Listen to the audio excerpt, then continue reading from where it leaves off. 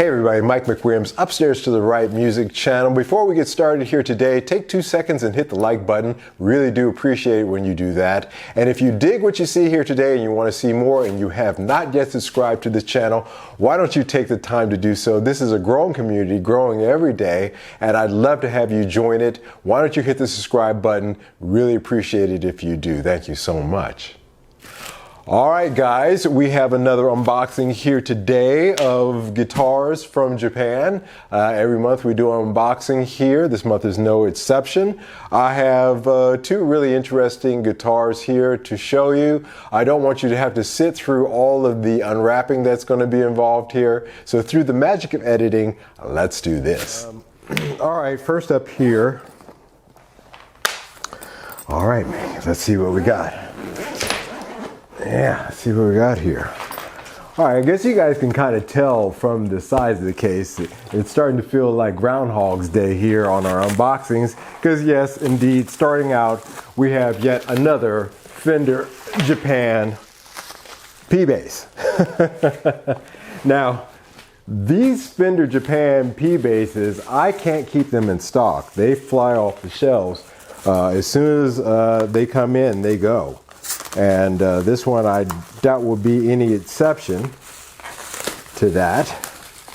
But really, honestly, if you're looking for, if you got a little bit more money than a Harley Benton, for example, I would, or even for Squier, if you got Squier money, you can find online 90s and early 2000 Fender P-Basses for relatively cheap. And this is no exception. A lot of packing material here. Let's open this up this way. The best that I can date, a 2010 Fender Japan P-Bass. It's a solid bass, very nice quality.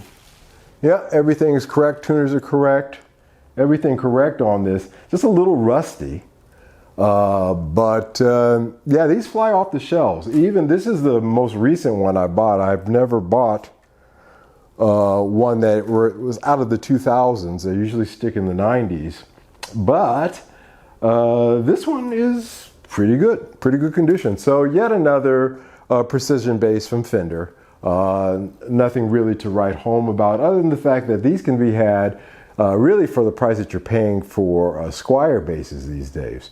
I really would suggest you should take a look online if you have Squier money and see if you can locate a secondhand Fender Japan bass guitar. I think that you would be getting much better value for your money going that route, including the shipping and that if you do have one where you're at. Still, it's worthwhile because they're great instruments. So we will set this one aside and we'll move on to the next one. All right, last but not least is a guitar in a, looks like early 90s Fender bag for some reason. It's not a Fender. Yeah, let's open this up so you can see what this is. I'm pretty excited about this one.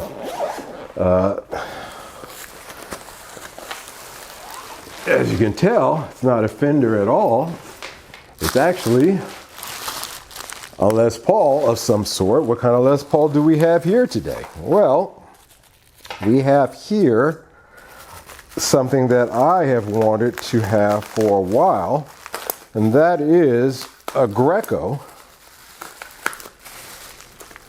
Mint Collection Les Paul. So let's open her up here.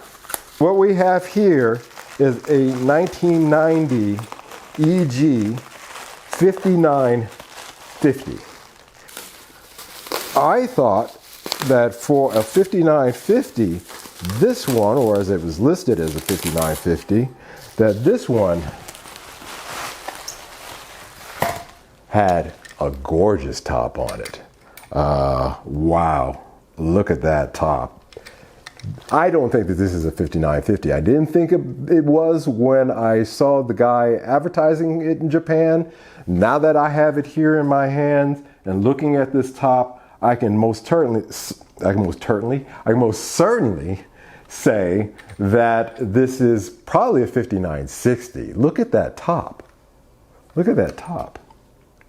Yeah, it's a little clown bursty a little bit, but it's actually not that bad. It's actually a gorgeous, gorgeous top. It's even got an eye there.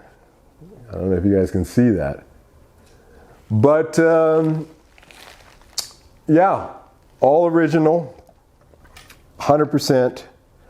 I never understood why they always take the poker chip off when they ship it. It's just, I guess it's, what could happen to the poker chip? At least I've got it here, so I'll have to put that on later, but that's no big deal.